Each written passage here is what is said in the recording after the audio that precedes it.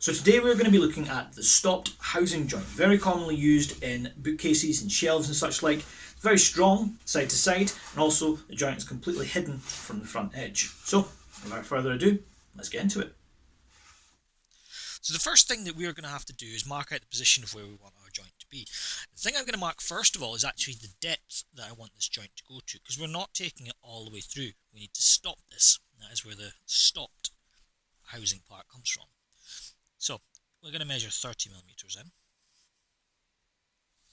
Now I've already squared off the end of this wood here, so I can use my tri-square to mark across here. Make sure that's up against the end. Let's just make a little reference mark. So the way we're going to do this is let's measure along our little reference line that we have here, 15 millimeters in. Make a little dot. And we are going to line up our tri-square with this point here. We'll grab our marking knife.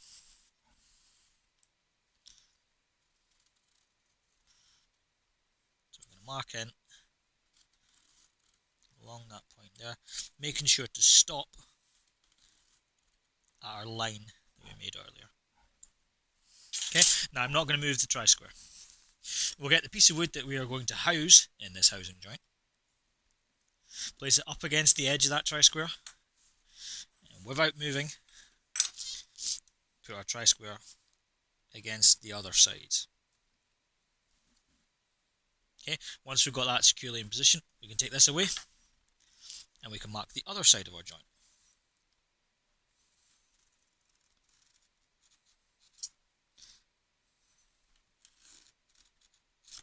The reason we've done it this way is so that our lines are going to be offset to the inside. So if anything, this joint's going to be slightly too tight. We can always make things wider, we can never make them narrower if we've already cut things too wide.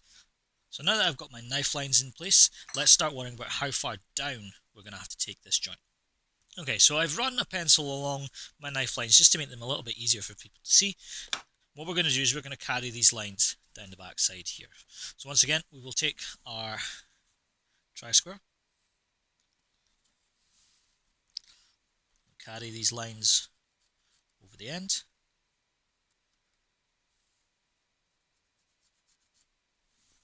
and now we need to mark halfway. So we're going to get our marking gauge.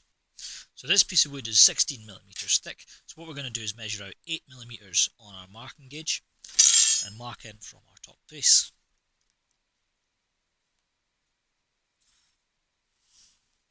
Don't worry about making a deep mark to start with, make a light mark, and then go over it a couple of times to make it a bit more obvious. And then run over your pencil with it, just so you can't miss it. So the next thing that we're going to do is we're going to make these knife lines here just a little bit deeper, because we're going to cut a little V groove on either side here so we can rest our saw in there for when we come to cut this out. We've done this before, so we're going to take our chisel, make sure that it's sitting in that knife line that we had. It's very important that we cut the sides here first rather than the end. If we go straight in at the end, there's a risk we can split the wood.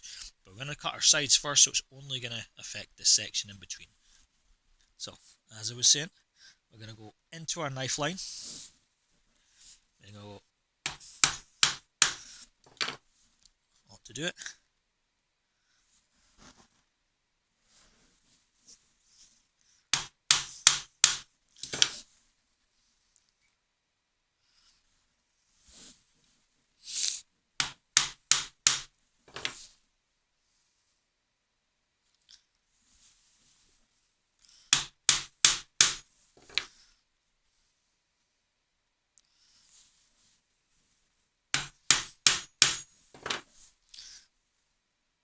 Now while I'm doing this, I'm keeping the flat side of my chisel to the outside of the joint. Okay, so I can work the chisel straight down, and it'll go exactly where I want it to. Okay, just need to repeat the process on the other side. We're going to turn the chisel around, so flat side out the way again, into our knife line. Let's work our way down. So we're going to finish this one off now. We're going to take a slightly thinner chisel so it can fit the groove. We're going to line it up with our reference point that we had at the ends. We're going to be gentle here because it's very easy to split the wood. So we'll just establishing a line. That's all we're doing. In fact, you could probably do it just with the force of your own hand. Don't even need the mallet for this one.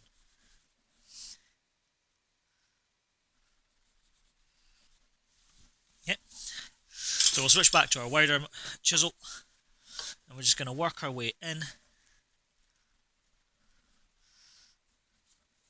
making a little V groove that is going to house our saw when we come to cut this.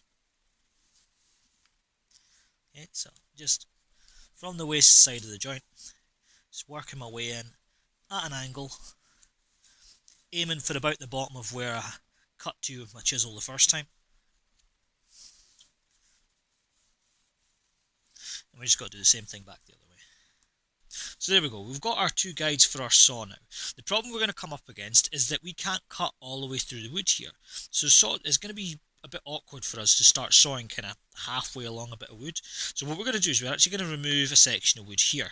And we're going to do this similar to how we did our mortise joint. So I'm going to cut this off here using my thinner chisel.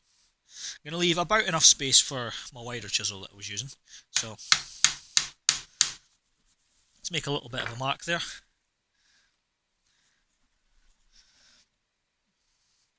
And in between this section here, we're going to remove some wood. So we'll do this just by working inside, as we have done when we were making our V-groove, and then working down from the top to chop off that little bit of wood. And we just keep going until we get down to our desired height. In our case, we're going 8mm deep. Again, as we had done in the mortise trick, we can check against our chisel to know when we've gone far enough. So we want this at 8mm. There we go. And now we have a depth stop, so we know when we've gone far enough. So we've got a little bit further to go on this side. So taking that straight down.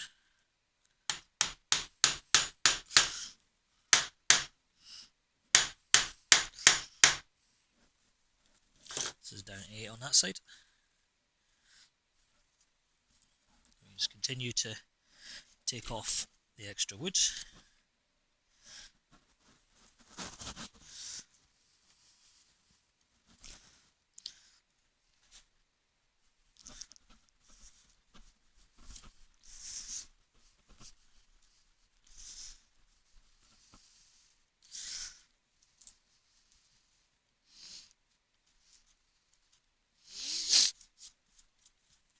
Okay, so that's that side looking pretty good now. So what we'll do is we'll work back the other way. There you go. So trim down that side. Trim a little bit off at the bottom here.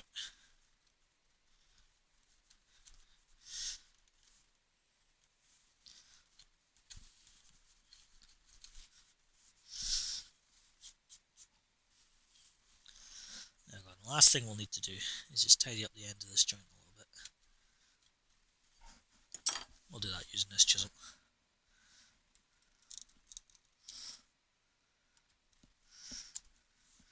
There we go.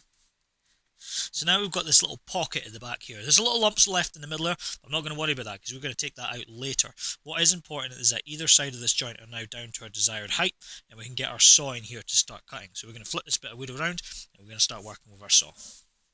Now normally when working with a tenon saw, my concern would be keeping it straight and on the line, so I would set up a fence to stop me cutting anywhere I don't want to. However, in this occasion we're actually going to set up a fence at the back here to stop us accidentally cutting too far and damaging the piece of wood that we want to save.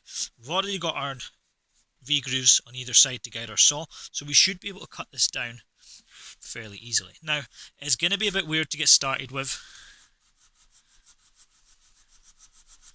as you're going to have quite a short throw on the saw. You'll not be able to take it very far, but stick with it, you'll get there.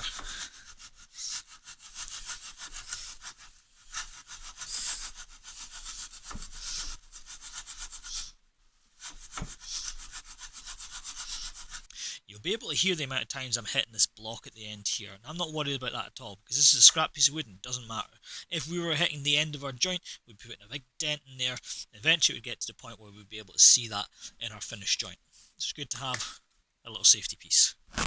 So as we're working our way down, keep an eye on your depth.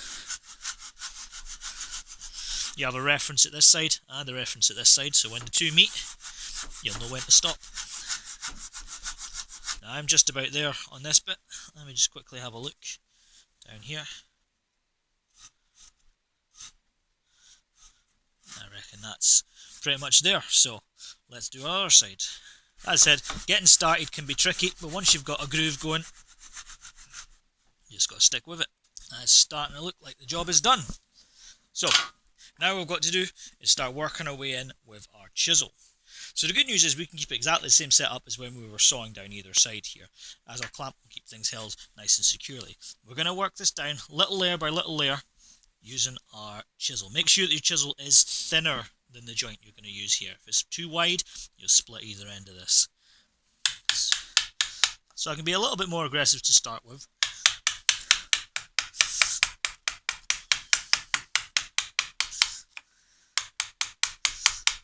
And get the worst of the wood out of the way. But as I get a little bit closer towards my final size, I want to take my time a little bit more. When you're doing this, you want to be using your chisel flat side up. Okay. By doing this, you can adjust how deep the chisel goes by adjusting the angle of which you're holding the chisel. Okay. If we have this the other way up, the chisel's always going to want to dive down into the wood, so you end up having to kind of chisel up the way, which is a really awkward movement. So we'll avoid that. So chisel flat side up for this one.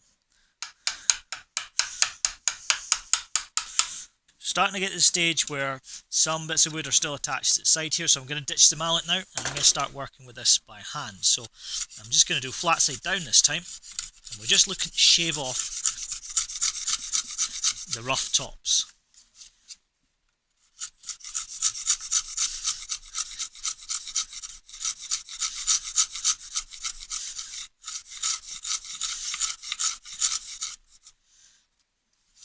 So that's just about done with this joint now. All that's left to do is make sure that this area is perfectly level and smooth, and the way we're going to do that is with a granny's tooth. So we'll change this around and we'll get the granny's tooth on the go. So we've set up our wood to accept our granny's tooth now, and all we're going to do is simply run our granny's tooth along and take off the worst of the peaks. Okay, so if there's any high bits left, we're going to make sure they're all gone first. Okay, then what we'll do is just loosen this off, drop our chisel down a wee bit. I've got a wee bit to go before we start making contact. There we go. We're going to work our way in. We do not want to work any further than the way we've already got to on the edge here. It's just the high bits in between. So I'm starting to hit a few bumps towards the end of this, but that's fine. I'm going to take them out.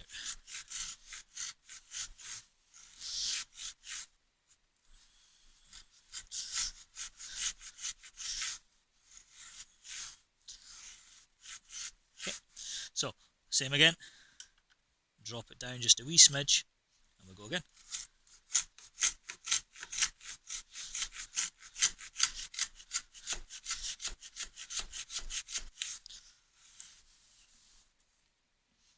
Last one, I reckon.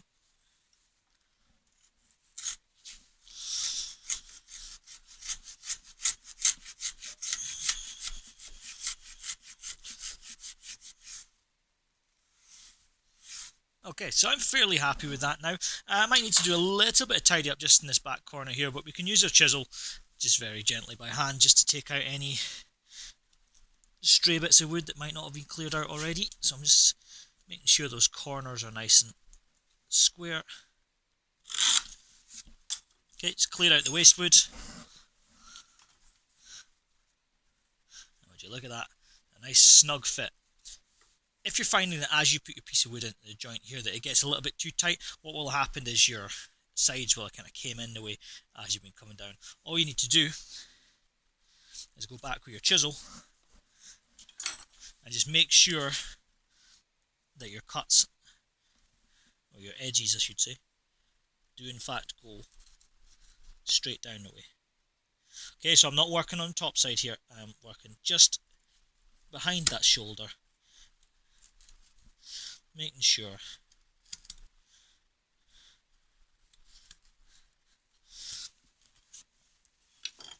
That's all good. Just break them off at the bottom.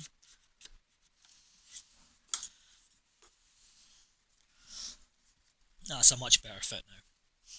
Cool. So there is one thing that we still have to do. You'll note that this hangs over the end. That's because we're going to put a little notch in the end here so that it overlaps and it hides the fact there's a joint there at all. So now what we'll need to do is actually mark out the size of the notch that we're going to take out of this piece here. The way we're going to do it is firstly by marking distance along the wood that we need to keep, which should be 105 millimeters. So we're going to make a mark at 105.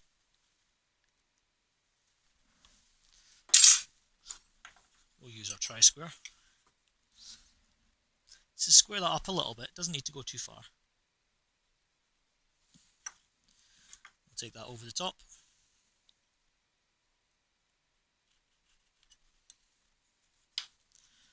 And just a little bit down the other sides.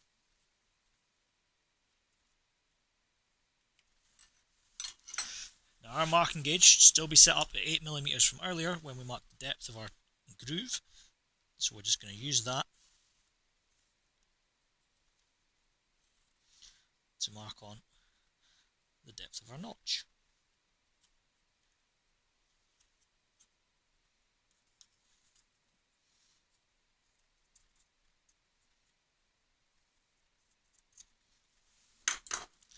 I'll take our pencil just to make the line a little bit more obvious.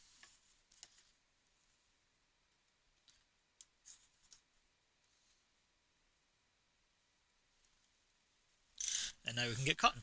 So into the vise it goes. So here all we have to do is just be very, very careful that we cut just to the waist side of the line here. Okay, we can come in with a chisel later and tidy this up if we're not quite close enough. Now taking our tenon saw, you'll see I'm using my thumb as a wee stop just to make sure my saw goes exactly where I want it to. We'll cut down to the line in that direction.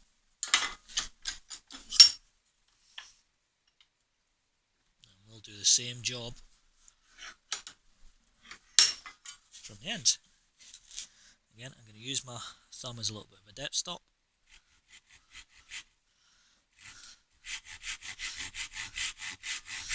And just cut down till that little chunk pops off. We'll check and see our fit.